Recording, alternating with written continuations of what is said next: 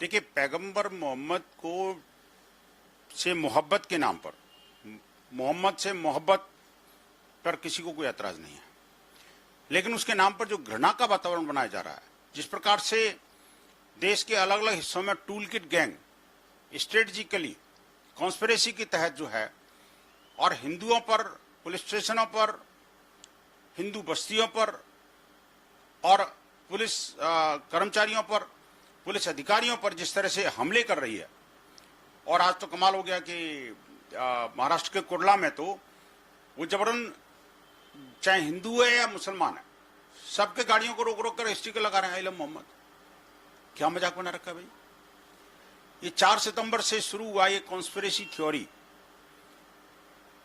और उसके बाद में माननीय सर्वोच्च न्यायालय द्वारा 15 तारीख को जो वक्फ बोर्ड के लेकर के निर्णय आया, उसके बाद जो जिस तरह से all India Muslim personal board Jamaat Ulama Hind ने कहा था कि भाई हम न्याय की आशा जागी और दे अप्रिशिएट द जजमेंट, इसके बावजूद भी एक बड़ी स्ट्रेटजी, मतलब एक कार्यक्रमों का ऐलान कर दिया उन्होंने कि 3 अक्टूबर को हम ये करेंगे और नवंबर में ये करेंगे, दिसंबर में ये करेंगे, देश की राजधानियों में भी और अपने राज्यपालों को भी ज्ञापन देंगे और यहाँ दिल्ली में भी ये करेंगे।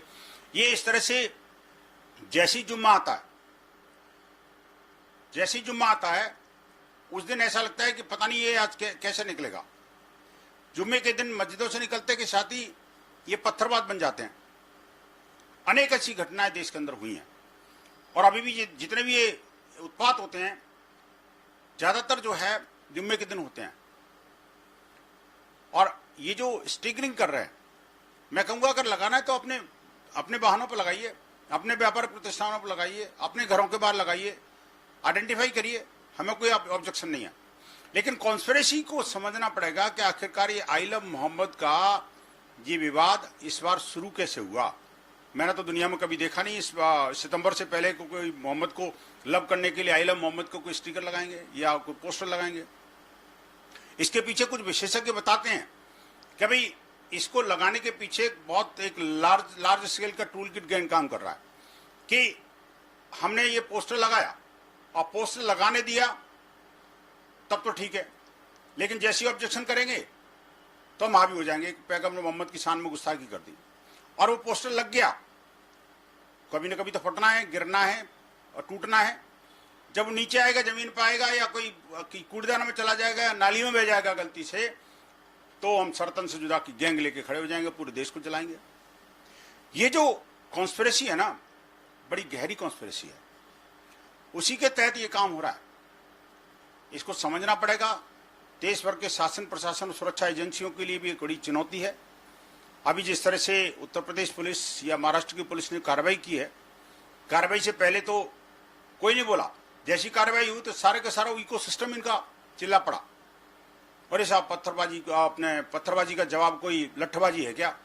बुलडोजर क्यों चला दिया? तो क्या इनकी आरती उतारी जाए? मैं पूछना चाहूंगा, आखिरकार ये जो कॉन्स्पिरेसी है ये हिंदू त्योहारों के बीचों बीच में क्यों लेके आए? जैसे हमारे त्योहार शुरू हुए, इनकी कॉन्स्पिरेसी शुरू हो गई। त्योहारों को डिस्टर्ब करना, आपसी सामंजस्य और सौहार्द को समाप्त करना, उत्पात मचाना, आतंक मचाना, शो ऑफ स्ट्रेंथ करना, हिंदुओं को डराना, त्योहारों में खलल डालना, ये सब इनका एक लार्जर कॉन्स्पिरेसी का हिस्सा है। इसको समझना पड़ेगा और समाज को भी चौकन्ना रहना पड़ेगा। अगर आप ये वीडियो YouTube पर देख रहे हैं तो हमारे चैनल को सब्सक्राइब कर बेल आइकन दबाएं, और Facebook पर देख रहे हैं तो हमारे पेज को लाइक करें।